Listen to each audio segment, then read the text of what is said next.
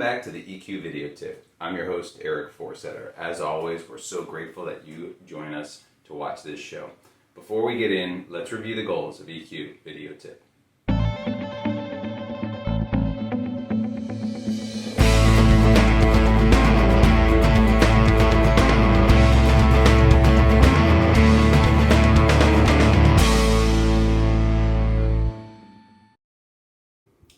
Welcome back.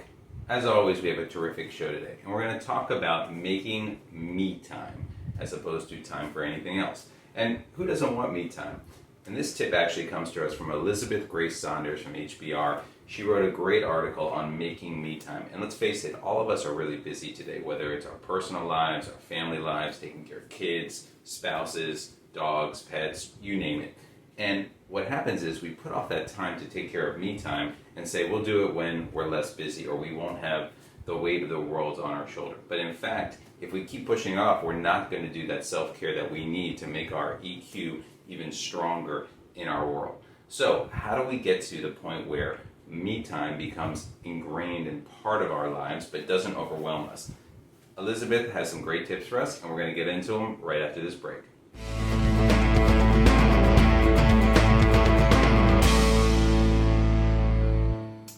Tip number one, define what you need. And that's really important. How many hours of sleep is sufficient for you? What type of food, what type of physical movement and activity do you need to the day?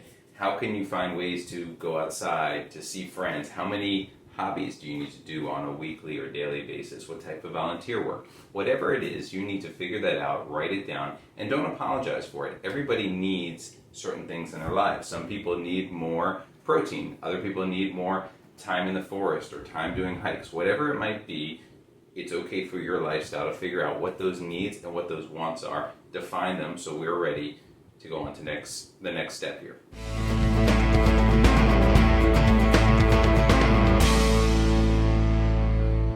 Now that we defined our want, we have to define what really we can actually do during this time. And it's important to think about that as well. If you're going to train for a marathon, maybe it's you don't have time right now to train, but you can run an hour or two a day.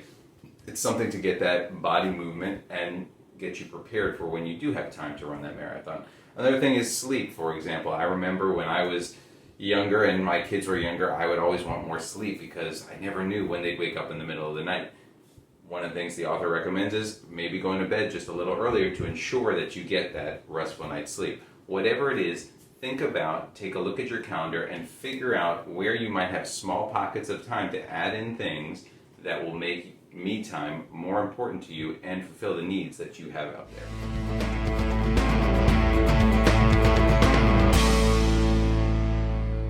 Now that we've defined what we wanted and determined what we can actually do, it's time to actually set the time or schedule the time for what we want to do.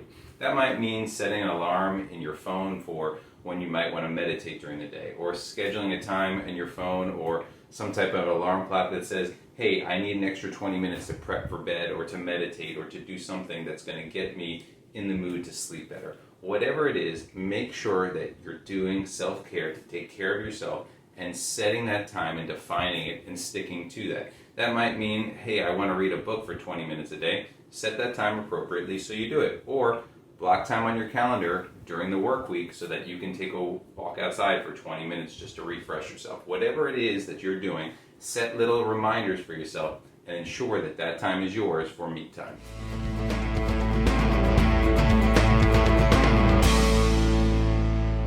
Our next tip, prep yourself. For example, if you're going to eat healthy, you need to have healthy food in your house. That means go to the grocery store and make sure you have ample food that you're ready to take care of and ready to prepare when you want to eat something that's healthy.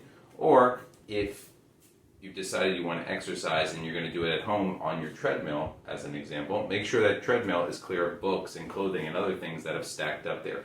Whatever it is, make sure you're prepped for it. It could mean if you're going to go to a class early in the morning one day, or you're going to have lunch with a friend, make sure you have all the things ready so that when the time comes for you to participate in that activity, it's easy for you to do it. Because there's nothing more draining than not having the motivation to get out there and do what you want to do. Make sure that you're taking ample prep time to ensure that when that me time comes, you're able to focus on it and accomplish what you set out to do.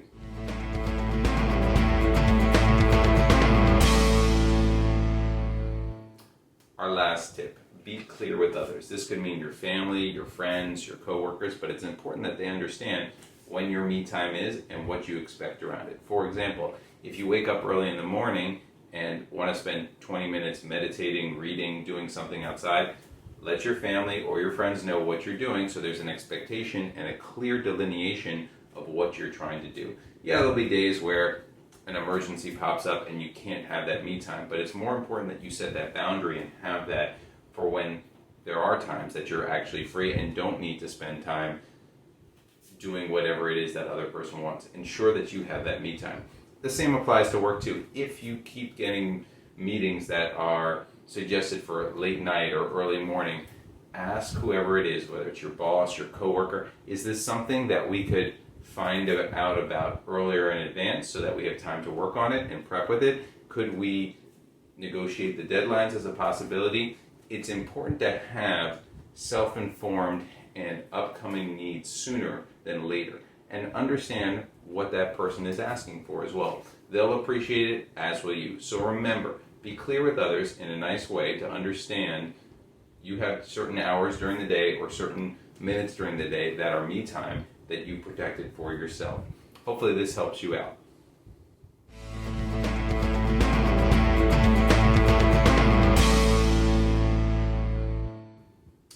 That concludes this week's EQ video tip. We hope you enjoyed it.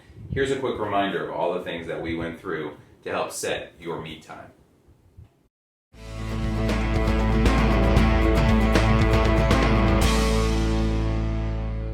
So that concludes our EQ video tip for today. Try incorporating some of these tips into your daily routine. But remember, use what works best for you and personalize it for yourself. Thank you always to our great research team for providing us with some great tips today. As always on EQ video tip, we want to end with gratitude.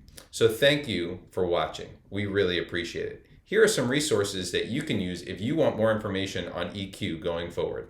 Thank you again, and we look forward to seeing you in the next episode. Thank you.